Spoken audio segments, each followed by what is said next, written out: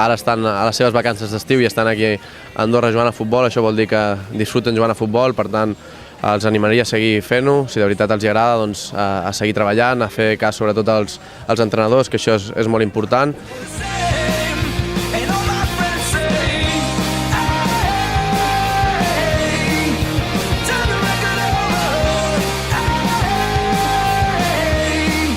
I que es limitin a seguir anant a entrenar, a creure els seus monitors, entrenadors, educadors. Per tant, amb això i amb l'alegria podran anar assolint petits objectius que els portin a l'èlit, si així ho desitgen.